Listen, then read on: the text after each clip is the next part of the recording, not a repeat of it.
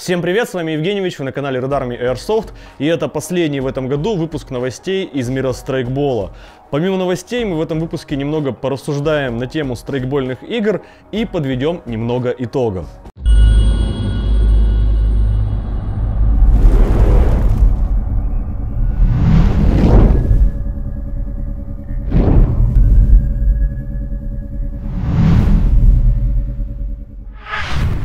Начать хочу с зарубежных новостей, которыми с нами поделился коллега из Германии Александр Шмидт.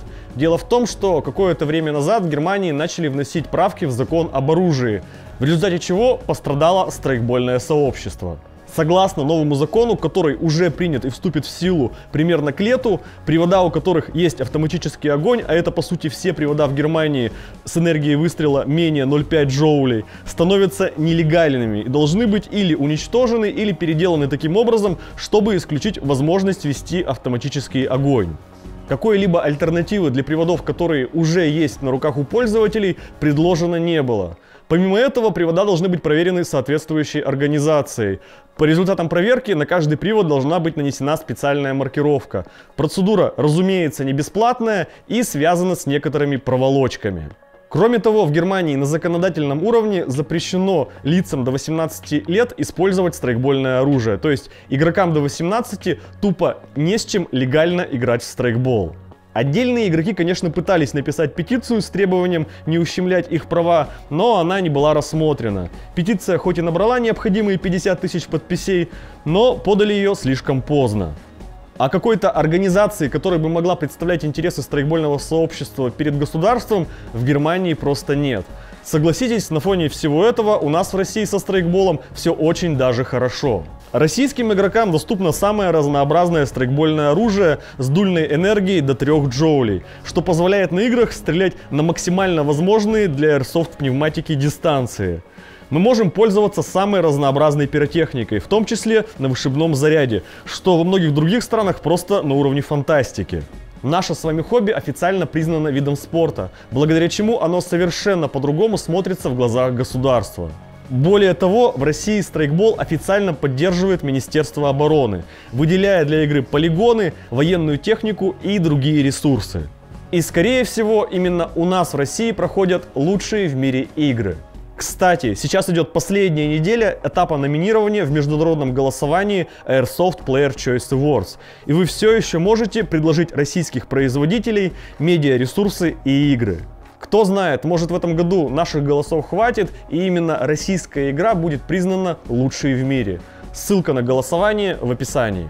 Airsoft.ru сообщили, что Raptor Airsoft работают над ГББ-версией пистолета Ерыгина МР-443 Грач. На фото можно наблюдать предсерийные прототипы, в том числе с адаптером для установки дополнительного оборудования. Ожидаемая цена в районе 12 тысяч рублей. Кстати, в Airsoft.ru приехала большая поставка продукции от Stitch Profi, в том числе технологичное термобелье, боевые рубахи, изделия из флиса, маскировка, различные кобуры для пистолетов, паучеры для магазинов с кучей всяких креплений и многое-многое другое. Полный ассортимент по ссылке в описании. На прошлой неделе мы рассказывали о куче новинок с выставки МОА 2019, но кое-что мы все-таки упустили. Например, LCT помимо РПК-16 показали страйкбольную АЕК-версию карабина ХК-33.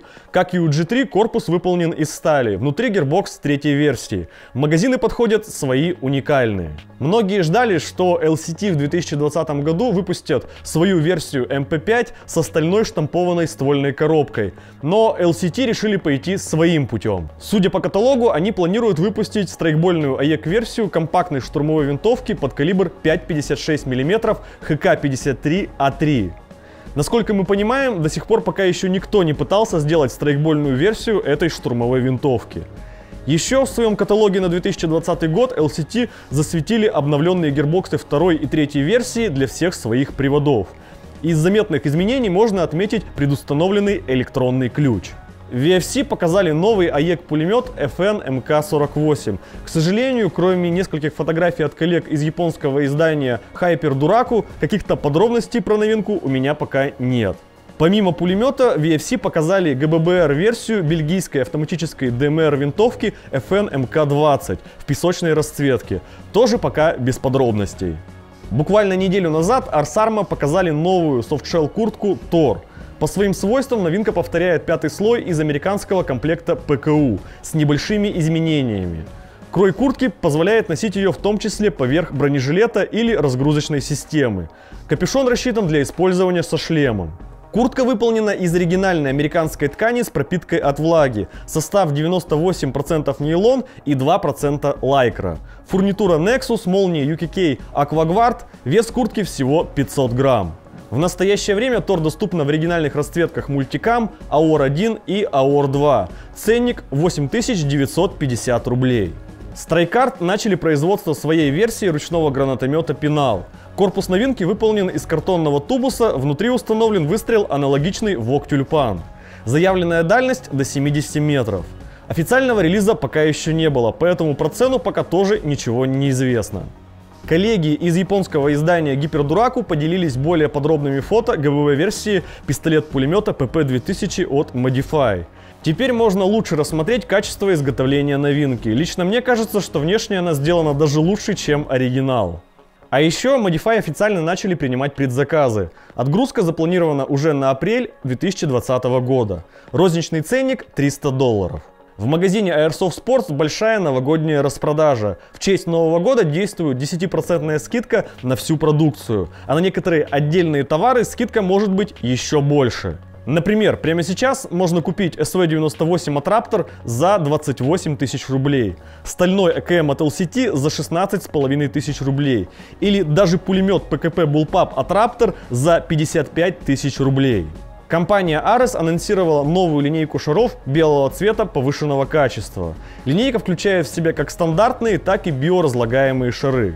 Шары будут выпускаться в самых популярных весах 0,2 грамма, 0,25 грамм и 0,3 грамма. Более тяжелых шаров, к сожалению, нет. Про ценовую политику пока тоже ничего не известно. Компания Gardner выпустили ограниченную серию затворов из нержавеющей стали для ГБВ-версии Sig Sauer P226 от Tokyo Marui. Про цену пока ничего не известно. В сети появились подробные фото нового ГББ Glock 17 с остальным затвором и внешним стволом от GHK. Очевидно, что GHK решили не копировать уже существующую архитектуру от Tokyo Marui или KSC и сделали свою.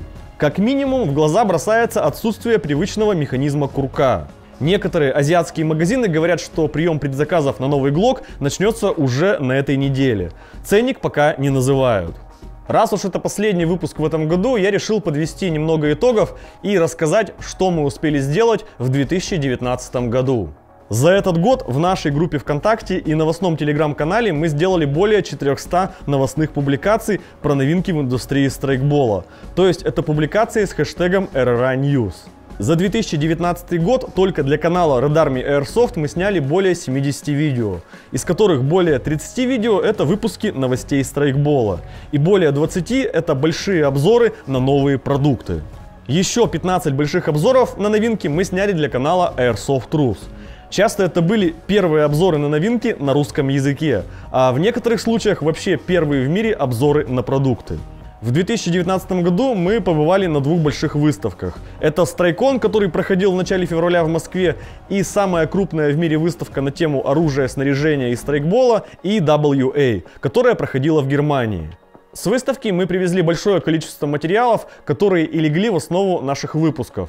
А еще у нас получилось поспособствовать тому, чтобы отдельные производители обратили внимание на Россию, и на российском рынке появились некоторые интересные продукты. Осенью 2019 года мы организовали новую орггруппу, которая называется «Цифра», и даже успели совместно с оргкомитетом «Заря» провести закрытие страйкбольного сезона в нашем городе. За 1,5 месяца подготовки к игре мы успели серьезно нарастить материальную базу, обрасти электроникой и игровым реквизитом. Первая игра, на наш взгляд, получилась не самой идеальной, но 90% отзывов игроков с игры были крайне позитивные. А это значит, что в новом сезоне мы продолжим делать игры со сложными сценариями, электроникой, оборудованными штабами и военной техникой. А еще весь 2019 год мы работали над одним новым проектом, который планируем запустить в 2020 году. Изначально, несколько лет назад, этот проект планировался для внутреннего использования под свои нужды, но со временем мы поняли, что он может быть полезен большинству страйкбольного сообщества. В этом году мы наконец нашли средства и силы и планируем, что его можно будет показывать общественности уже в начале 2020 года.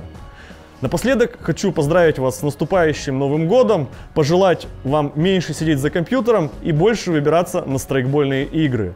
А у меня на этом все. С вами был Евгеньевич. Увидимся мы с вами уже где-то после 4 числа. До скорого!